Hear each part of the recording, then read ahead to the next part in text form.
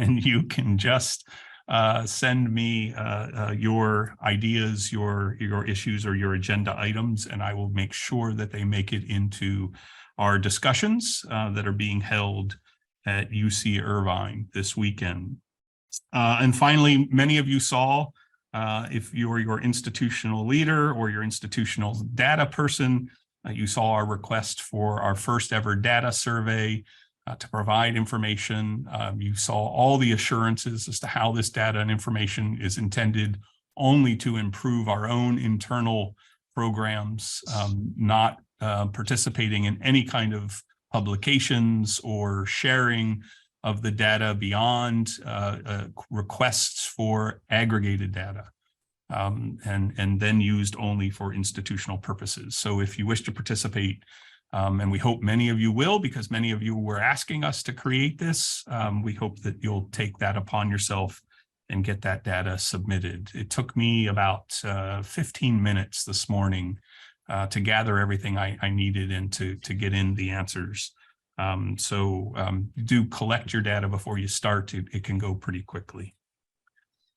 All right, that's the announcements that I have for the organization. I'm going to turn it over to Sheila to take us out of the hour as we get to the end. But before we do that, we do have our talk from Olga and Joseph regarding the Justice and Equity Honors Network, Educational Foundations for Social Change. I've been on their websites. This looks like an exciting program. And I'm really, really grateful that they're willing to present and allow us to hear about this. So Olga and Joseph, take it away. You're muted.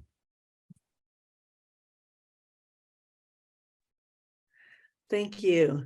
Thank you, JD, and thank you so much for the opportunity for Joe and I to speak to the council this afternoon.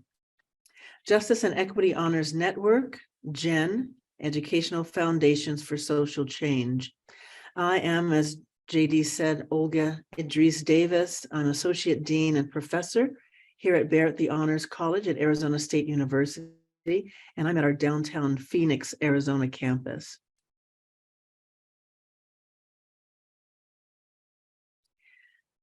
First of all, I always start off with any presentation that I give with regards to our land recognition here at Arizona State University. And we, ASU, our campuses are situated on the homelands of many indigenous peoples, including the Akimel O'odham and Peeposh. Arizona State University recognizes the original inhabitants of these lands and recognizes that they still reside throughout the Phoenix metropolitan area, and we recognize the impact of their wisdom and their generosity toward us. I like to also start off with a recognition of my colleagues. Without my wonderful colleague, Dr. Joseph Ugoretz, who you'll be speaking to and meeting in a little bit, who is the Senior Associate Dean and Chief Academic Officer at Macaulay at CUNY, Dr. Nicola Foote, who is now the Dean of the David C. Frederick Honors College at the University of Pittsburgh, Dr. Kristen Herman, our Vice Dean here at Barrett the Honors College at Arizona State University, Dr. Mark Jacobs, who was our former Dean, he's now retired at Barrett the Honors College at Arizona State University, and our current Dean, Dr. Tara Williams, who is now our Dean here at the Barrett Honors College at ASU. All these people really came together and worked to make this possible. And also, of course, our new dean is very excited to keep it going. Today, I'd like to talk to you in my time that I have with you, and then we'll move over with Joe's presentation. I'd like to talk to you about creating community, the genesis of GEN, kind of reimagining honors and what we mean by that, how that's been kind of our kind of dogmatic theme as we move forward. Our key features of GEN, a little data collection for you, and looking toward the future, what that looks like. First of all, creating community. Well, I thought these little guys here are just so cute, but we very much are those little creatures there. we are creating community. We are creating community here in the desert. But most importantly, even though we are in the desert, it certainly is not a desert. It's certainly not a place that does not have the richness of our wonderful honors college students, the tenacity of these students, the fact that they're engaged and excited to be a part of new programs. We're just so happy to be able to create a community with their wonderful minds, their intellects, their creative agility, and interest that they have in so many things that we do. So we have founded that as part of our Gen kind of mission, is to always create community.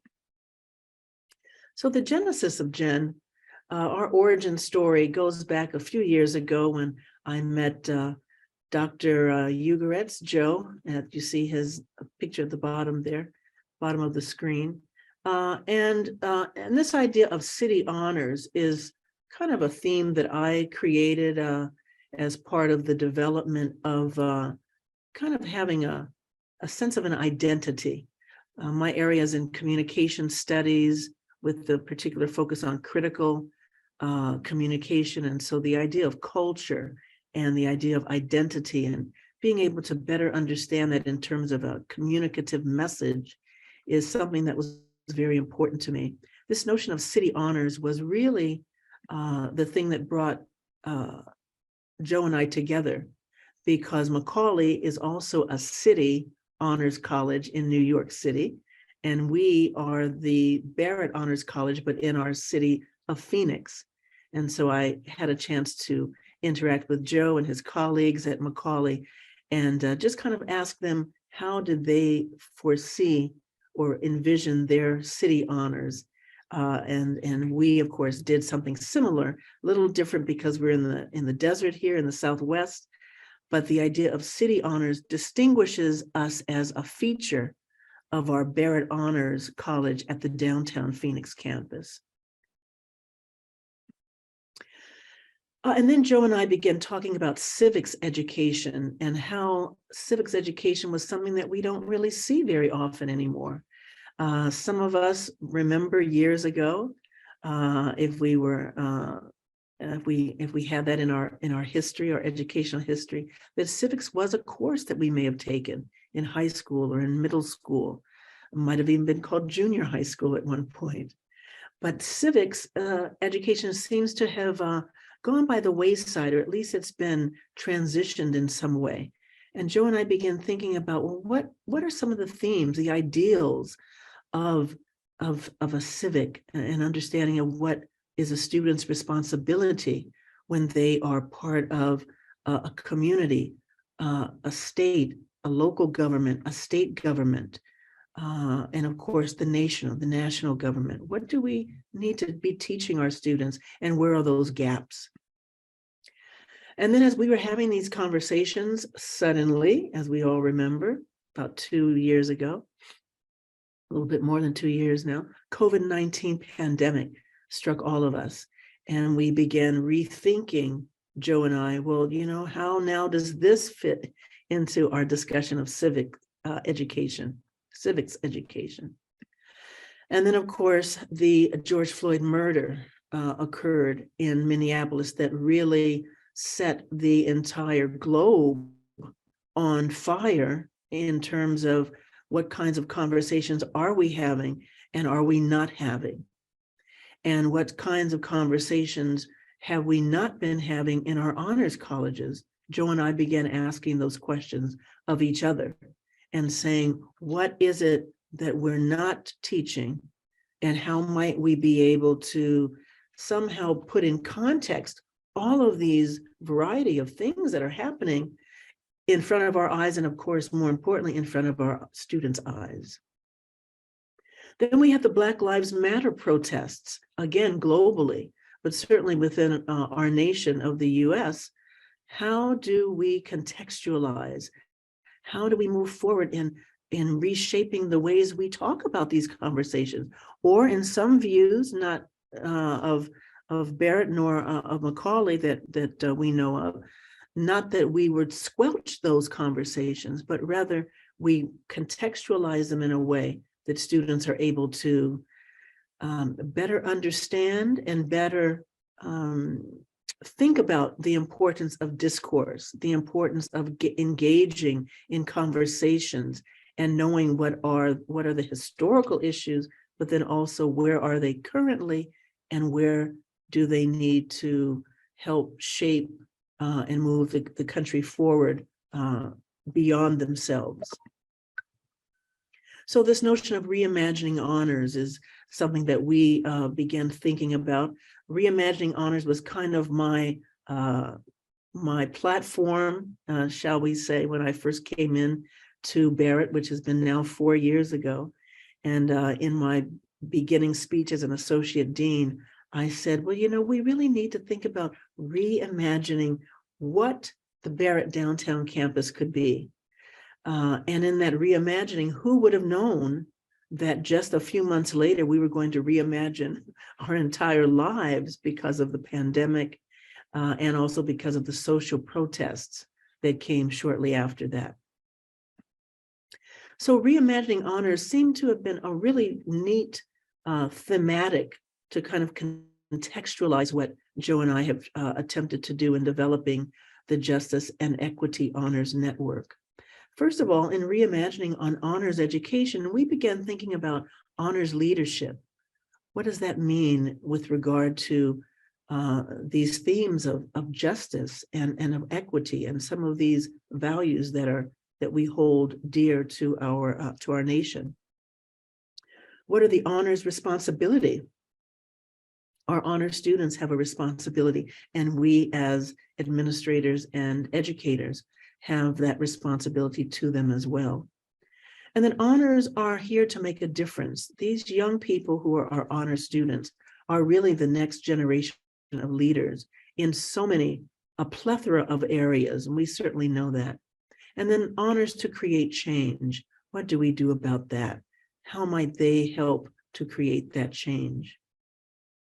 Some of our key features of the Justice and Equity Honors Network include an online synthesis sessions, and that is that currently our Macaulay Honor students and our Barrett Honor students meet weekly per semester, and it's a semester and then a second semester, so an entire academic year that the Gen students meet with each other online, and they have a wonderful time in engaging literature, discussing materials, thinking about their various programs and projects that they're working on, and we have respective professors who teach those online synthesis sessions.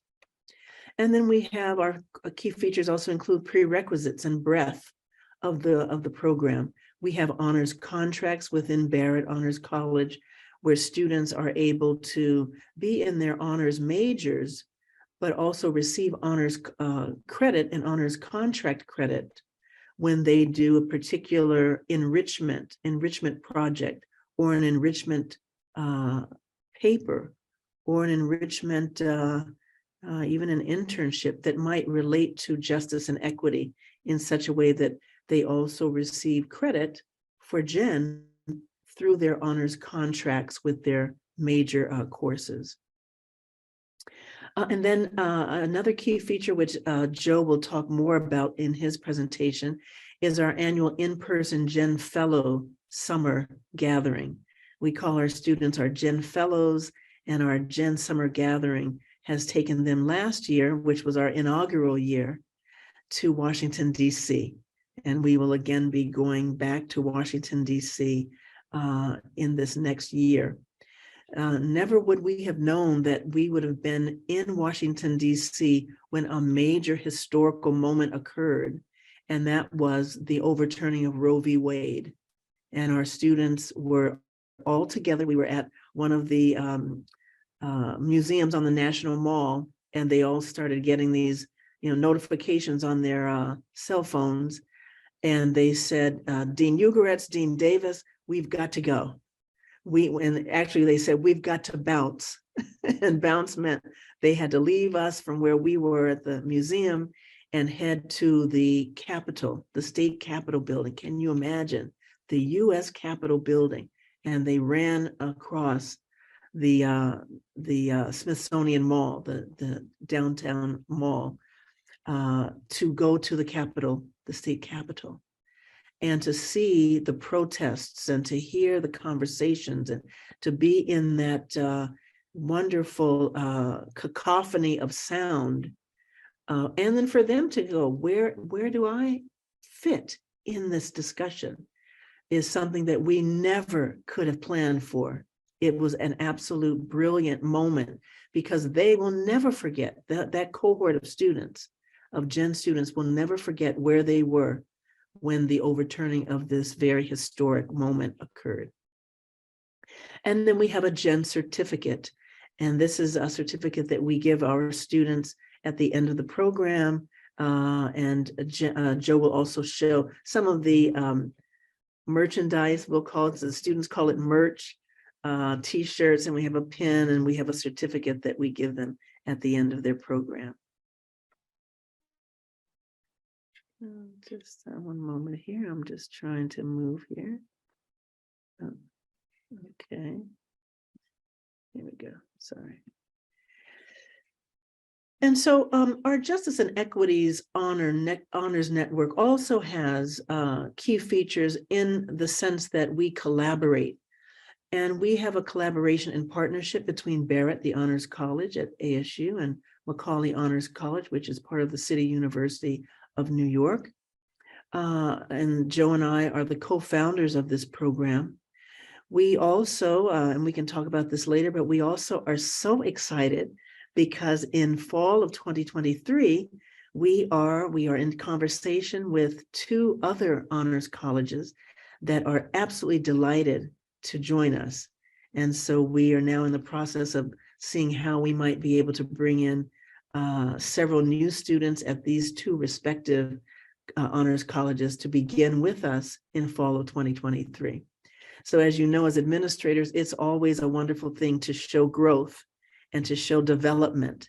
And we are able to show that with regard to our students and their growth, as well as adding to the Gen by bringing in at least now 2 new individuals into the and individual honors colleges into Gen.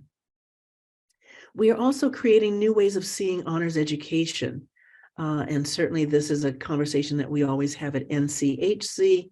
We have that within our own respective colleges with our deans, but new ways of seeing, new lenses that we can put on, new ways of engaging and transforming students is what we're all about in this Gen program. Develop a commitment to the issues of justice and equity. Absolutely. Well, what does that mean? What does justice mean? What does equity mean? What are the different aspects of equity? So I have students who are interested in looking at health equity, looking at reproductive equity, looking at environmental justice. And so it's not just one particular area. Some have even asked, well, are we only going to talk about civil rights and issues related to some of the conversations that we're now hearing and reading about around the nation of not really addressing some of these issues that students are asking about. And they're asking about the historical context of what now is important to see where we are currently and where we will be going in the future regarding justice and equity. And we also encourage a space for enhancing knowledge, wisdom, and exchange of ideas within a safe space of honors education. More than anything, honors education has to mean a safe space. They have to know that they're okay to talk about ideas that maybe they are just now being introduced to. You know, these are only students who are, 16, 17, 18 years old, 19. Some of them have just begun to live in terms of, looking up and seeing out in the world, where are their places in our world? And they're asking questions. And when it's a safe space to ask those questions, to engage in those conversations, it really enhances knowledge and wisdom and encourages or elicits exchange of ideas. Support and honors network is a valued ethic of future leadership. Absolutely, networking, we'll talk more about that in a minute, but networking is certainly a value that Joe and I and our Gen program has kept as a foundational tenet to who we are. And there we are, the N in Gen. The N in Gen means network. Network means non-judgmental. Gen promotes inclusivity and respectful discourse.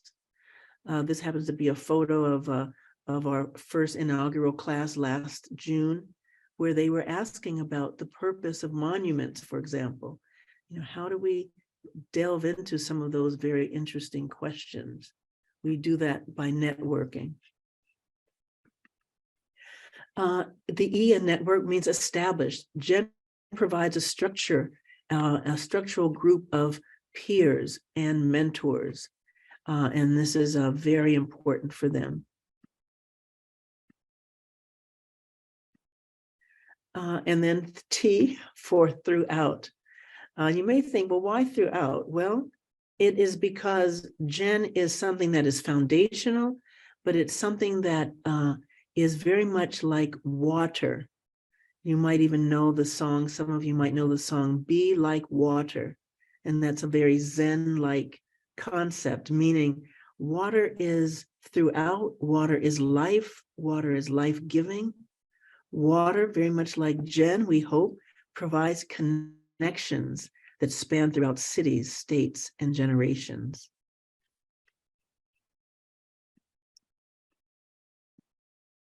And widespread. Gen in the W of network means that Gen offers connections with renowned leaders. The person at the middle there, if you see in this photo, is Ambassador Barbara Barrett, and she is the half of the Barrett Honors College, the family by the name of Craig and Barbara Barrett.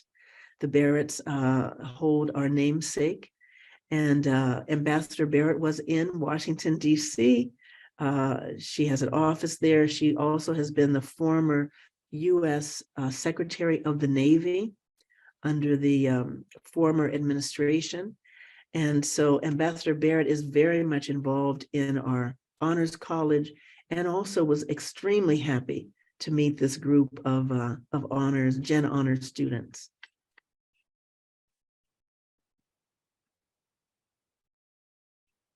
And then we have the O. Oh, I'm sorry, I missed the O, opportunity. Gen offers opportunity, a very unique opportunity to advance skills. And those skills are broad, they are specific, they are, as we said, like water in which they go throughout, they run throughout. And we also are so proud to say we are placing these unique opportunities, these values that are foundational to the tenets of the nation at the feet of these young people that will help shape them for the rest of their lives. A relationship. Gen is all about relationships. We start that with our online synthesis sessions. The students are able to come together, get to know one another online, but they ironically really get to know each other when they're online, because when they see each other in person in Washington, D.C., they have already decided to room together. We have two students per room, and many of them did not room with their respective classmates from their honors colleges. They went and roomed with each other from the respective, the other colleges. So a Barrett student roomed with the Macaulay student. And Joe and I were very delighted to see how they engaged one another. They went out and went to different museums together. We had speakers that came to talk to them. They really got along well in person, and that was such a wonderful moment for them to meet in person. And then finally, knowledge. Gen promotes the expansion of ideas and knowledge. That's what we want to see. And through the projects that they do, both during the year that they are in Gen, But then also when they're in Washington, D.C., they can develop other projects, many of which these students that you're seeing in this photo, they did, or they added on, they enhanced and deepened their understanding of the projects that they had done during the course of the year with Jen.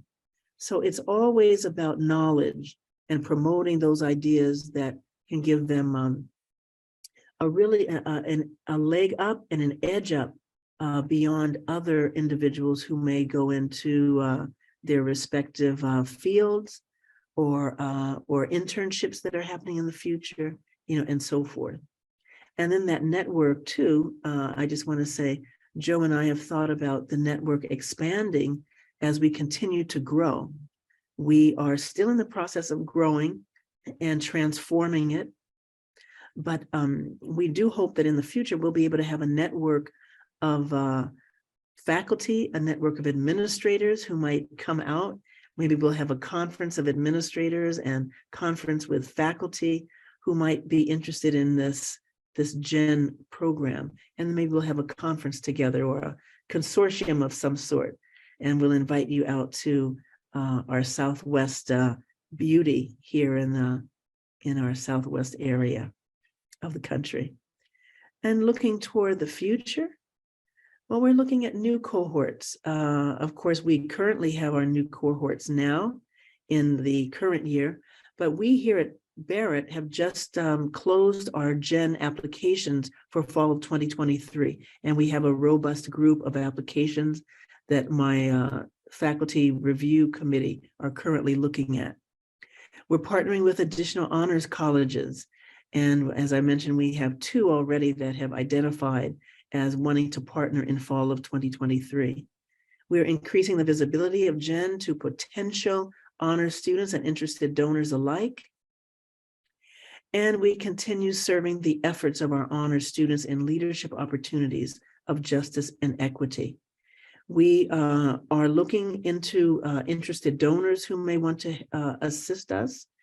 And we are always keeping that idea of visibility of Gen for our honors students, but also other honors colleges who may see that this would fit nicely in their honors education and their honors colleges.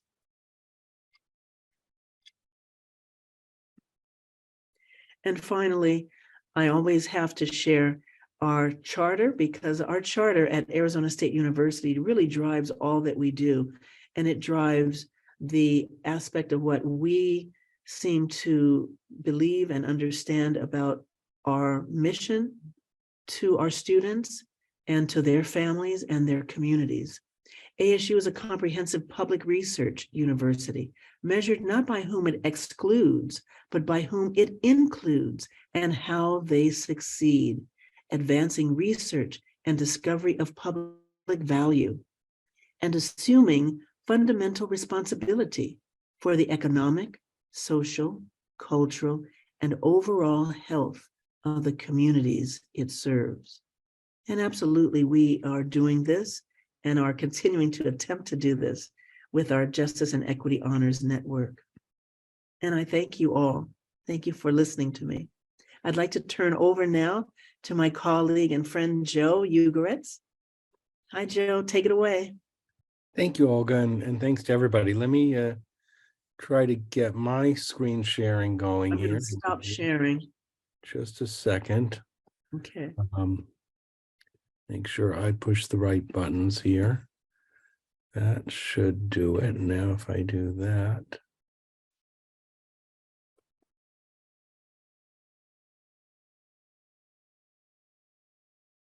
Okay, I am sharing. I'm hoping that the sound is going to work. Let's try it. You see my screen, I hope. Yes, with black screen with the title. Great. Okay, that's good. So hi, everybody. I'm Joe Ugoretz. I am with Olga, the co-founder of Gen, and I'm really happy to be here with you. It's a little bit bittersweet for me because I'm listed and I was introduced as being part of Macaulay Honors College, the chief academic officer there, but I am just transitioning to a semi-retired role. So this is kind of my last hurrah with Gen. So I'm happy to tell you about what we did And what we will do is all sort of in the future. And I really am glad to see that others will get to take that on and move that forward. So about the summer gathering, from the beginning stages of planning, we thought about Gen as a hybrid program, that it would start out online and really take advantage of some of the remote learning best practices that we all kind of were forced to learn during the pandemic, and those connections that are made online being culminated with an in-person event. And so that event is the Gen Summer Gathering. And that's what I want to tell you about this afternoon, the first time that it happened, which was last summer in June. And let me just get this, and let's see if you hear the sound here. Yeah, so I don't know if you heard sound, I hope. Good. So I would love to have students here to talk to you about this, because the students are the ones who really experienced it. I couldn't gather all the students, but I do have this short video of some of the students talking about the summer program. So let's try to get that started. Gen is a multiple college initiative to bring honor students together to learn, analyze, critique literature and worldly happenings about social justice, racial justice, and get us students to start thinking about how we might contribute positively to that world. So we basically take 2 courses centered on justice and equity in addition to our normal course load, and then we have online weekly synthesis sessions where we get to work with students from across the country. It's really easy to feel alone when you're fighting for issues of social justice. Having this network has really shown me that there are people who want to fight this fight with me. I think Gen has prepared me to address challenges surrounding justice and equity by simply educating me about different theorists and philosophers who have spoken on this issue, especially works by like Audre Lorde and Bell Hooks have been prominent pieces of work that we've studied, and before this class I didn't have much knowledge on those people. Learned a lot, for example, about how Indigenous communities were affected by a boarding school system that I hadn't really heard of before, and it just opened my eyes to new issues. It's expanded my idea of what justice is and what equity is and how we can fight to bring about justice and bring about equity for the people who need it. Being able to take a Zoom class with students from a whole other state on the completely other side of the country has really genuinely been a treat. So to hear from my Arizona State peers about what they are going through and how they perceive these issues and what their perspectives may be and what perhaps their government and their state officials may be saying about these different things creates a diverse perspective about exactly what justice and equity is, not only within New York or Arizona, but as a whole in the United States.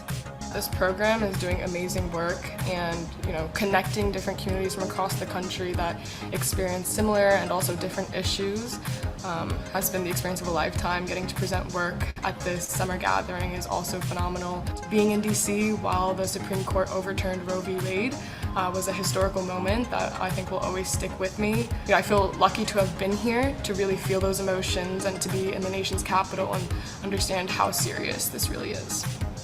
It's a program that gets you to think about yourself, most importantly, and your place in the world. Gen really pushes you to think about who you are, the effects of what you say, who you talk to, your network, because in the long run, I believe that the change starts with you, and by you allowing yourself to learn more about these issues, you're not only making the world better for future generations, you're making your own life open to other possibilities and helping everybody you come across with. That should not start again. Okay, let's go on from there.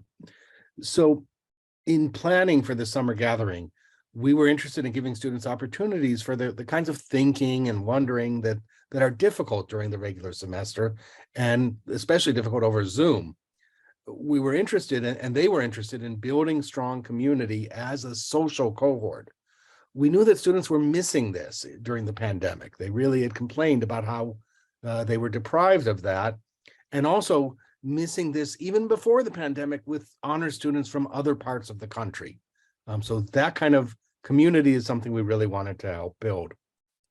We were also interested in providing time for reflection about their Gen reading and thinking, and other classes they're taking away from the normal routines of assignments and schedules.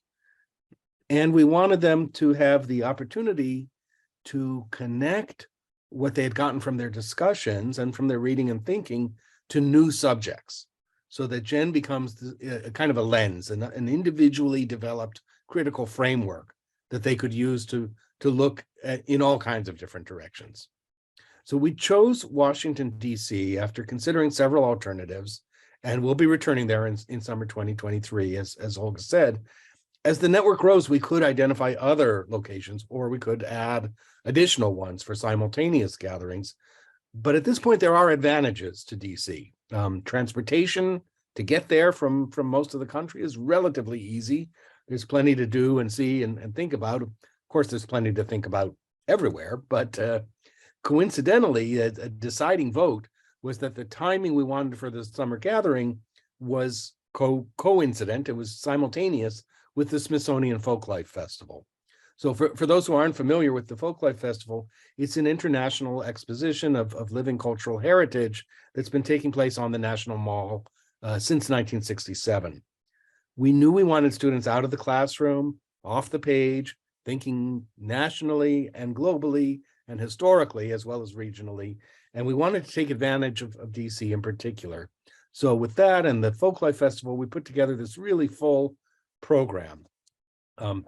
You can see that it includes, this is just page 1, I'm going to show you page 2 in a minute, 6 days of activities bracketed by 2 travel days. So really a week to balance what we wanted to do with the Folklife Festival, with critical visits to museums and monuments, with some high impact cultural performances, as well as a foodways scavenger hunt game. More about that in a minute. But we also wanted to balance alone time, full group time, and small group time, and social and relaxation time, and some academic reading and discussion. And we wanted to end with presentations to an outside audience. So it added up to really a full schedule every day of the week. As it grew, the program took shape into 4 broad components. So I'll talk about each of them really briefly, just to give an idea of the structure and what we were able to accomplish with the students. I'll start with our morning meetings. So every morning while we were in DC, we met first thing. Luckily, the hotel provided breakfast, so nobody was scattered to the nearby Starbucks. And we met for discussion, for preparation, for writing, for reading, not really reading, but going over readings and talking about what we were going to do, summing up what had happened the day before, what would be happening the next day, reacting to the news of the day, and especially to people's discoveries and moods. The emotional component of this kind of gathering is really important as people experience sometimes troubling, sometimes distressing or exciting or fabulous kinds of events and activities. We collected their early impressions and so that they could later compare those to their later impressions. So you can see the Bougie Center for Learning is one of the early impressions. We provided each student with a small packet of readings, and we wanted to keep these very brief and very accessible, so they were meant to provoke discussion. We varied the sources and the media. We included some journalism, memoir, and some scholarly articles and videos from smarthistory.org. Little plug there for smarthistory.org. If you're not familiar with it, please get familiar with it. It's a great resource, totally free and open. We also provided all the students with unlimited Metro cards for the week, so they could travel independently throughout the city. We wanted them to experience some uncertainty, some adventure, exploration, surprise, and serendipity, so that we could process those experiences as part of the week, and part of the overall program. But we also wanted to give guidance and support so that they would not be just wandering completely lost. It's a delicate balance. Then we sent them out in groups or pairs or solo, their choice. Students reported that having this freedom to sometimes be in a big group, sometimes a small group, sometimes by themselves, it was really good for them.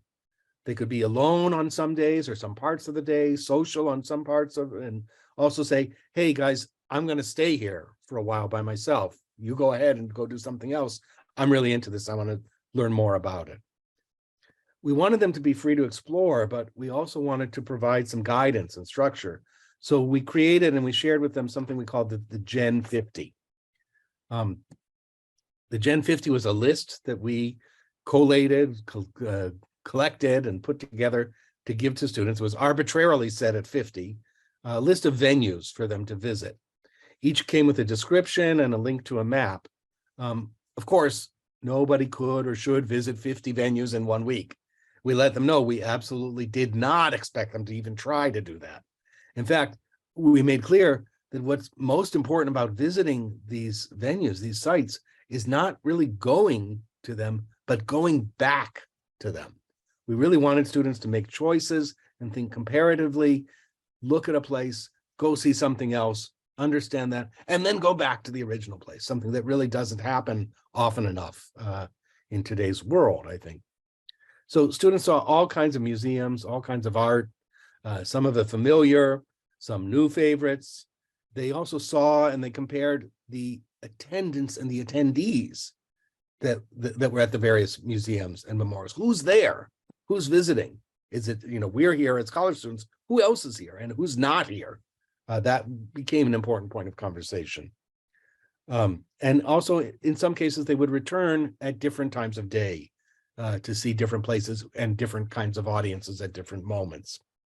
So the Gen 50 list really became the Gen 50 plus, because we asked students to find and add their own places to the list, and because the Folklife Festival added a whole collection of new places. The Folklife Festival schedule is announced in advance, except that the schedule that's announced in advance is kind of a dream or a representation of a schedule. Things don't always happen in the order or at the times they're supposed to happen. And in advance turned out to be just before we actually went on the trip. So a lot of times these venues from the Folklife Festival became really a surprise, but a surprise in a really good way, so that students could enter into conversations. What is this? What's going on here? What am I seeing? And why is this here on the National Mall? Because there wasn't clear information about what they were going to see and what was going to happen there. And as Olga said, and as you heard in the video, the surprise of the Dobbs decision was a big sort of defining moment for the students. And this is something that can happen in DC. It's not always going to be the Dobbs decision, of course, but it is a place where things happen, and they happen unexpectedly, and we were there to take advantage of it, and hope to be in the future. So we also knew that when out and about on their own, students would have to eat. And we wanted some of the meals just to be social for everybody as a group. But we also got to draw on the expertise of one of our faculty. Zora Syed designed this foodways scavenger hunt. I hope you can read the various criteria to introduce some of the food traditions of the local immigrant and migrant communities. So this was another way for the students to create bonds, because eating together always helps people to bond with one another, but also a spirit of exploration and learning. And it brought the Gen lens even to lunchtime. Who made this food? Why is the price what it is? Who eats here and who doesn't eat here? Those were all the kinds of questions that really helped students. So in a way, it was a game, right? We called it a game, but because we also provided this suggested list and we included history and context for all the suggested restaurants, this was my favorite, by the way, and it has a great history and context. If you want to look it up, you'll notice there's points and bonuses and requirements, but in fact, there was no prize. We never really totaled the points. The hunt was the real game. The real prize, the real reward was the looking, the tasting, the experiencing, with, of course, some prizes being more valuable than others. That's some kind of Nutella crepe creation that was really a big hit. So in between and amongst these out and about and free time experiences, there were things we did as a whole group, common events. We got to see this exhibition, Presente, at the Smithsonian Museum of American History, and talk to its director, Eduardo Diaz. That's him in the center holding the water bottle. Presente is the seed of what's going to be the National Museum of Latino History, which is not yet built.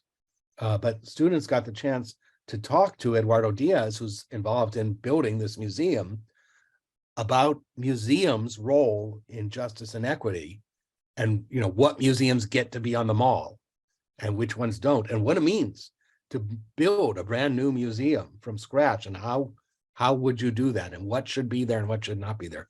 Very moving for many of the students in particular. In another one of the surprises, the Folklife Festival hosted a kickoff concert called The Gifts We Carry, Sounds of Migration and Memory. It was hosted by Yo-Yo Ma, that's him with the cello, and he invited to read her poem. We invited a lot of people, as you can see, but also invited our own faculty member, Zora Syed, that's her in the back row wearing a mask, to read her poetry as part of the concert. So the students got to see their own professor up on the stage in the Natural History Museum, kicking off the Folklife Festival. Very, very touching and powerful. Then we also went, thanks to a contribution from one of our board members, we got to see To Kill a Mockingbird at the Kennedy Center. And we got to talk about the themes of this play and this venue. Why this fancy schmancy kind of Kennedy Center, who are the people in this play, in this audience, and what is what's going on the stage, something that really resonates with the people sitting here with the gold and the red and all of that. And finally, we wanted to recognize the sense of completion for the students with a nice dinner, a reception, a chance to dress up, and not just for them to present to one another, but to gain the power of presenting to an outside audience.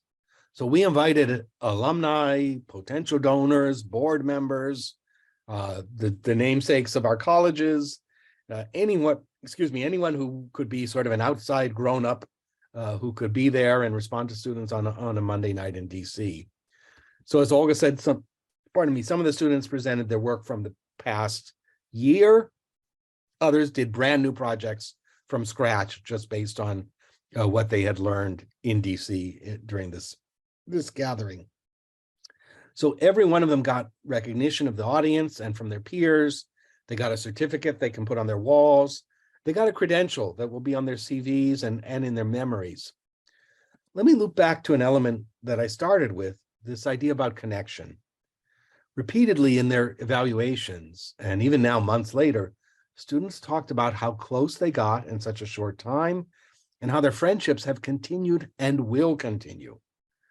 The idea of Gen as a network that continually builds and grows was important to students and to us. So these students now have connections that they can draw on and that will grow with each new cohort, so that as Audrey said in the video, they can do the work and know that they're not alone. All the sort of informal moments, the box lunches that they complained about, or the buses that never showed up, or drenching rainstorms, or wrong turns on the way back to the hotel and late at night, all that added to the building of this lasting cohort experience. And several of last summer's Gen alumni are planning to attend next summer's closing reception. They even developed a hand signal, and I'm going to try to recreate it, a Gen for Life. I may have got it backwards. I'm trying to do it on a reverse screen, but Gen for Life kind of became a motto that really they could take away with them. And we're still hearing from them, of course. Noam, who you heard on the video and is there at the table looking at his lunch, just notified me last month that he's a semifinalist for a Fulbright Award to study transportation equity in Jerusalem between Jewish and Arab neighborhoods. So he's really continuing on even after he's done with Gen. One other thing that contributed to this cohort building, Olga mentioned it.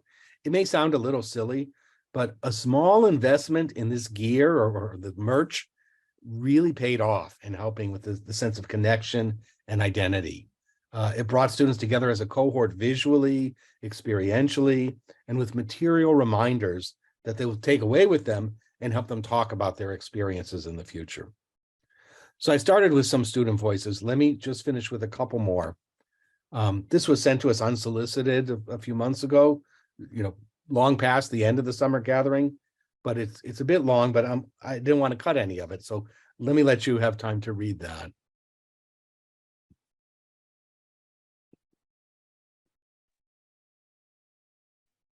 Joe, while we're reading, I just wanted to mention there's a quick question for you in the chat.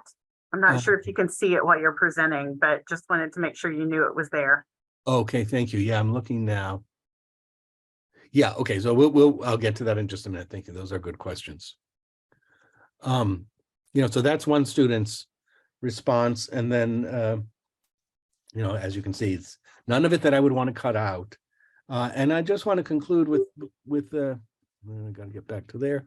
This poem. One student, as part of their final evaluation, decided to write a poem, and I found it to be a really great way to respond. So I wanted to share that with you. Time to read that. So we did learn a lot from this program. We're excited to expand it. As Olga said, we've got two campuses joining in next year and could have more going beyond. This is what is expected from each campus who joins. But I'll say more about money to answer that question in the chat in just a minute. But these are the basics.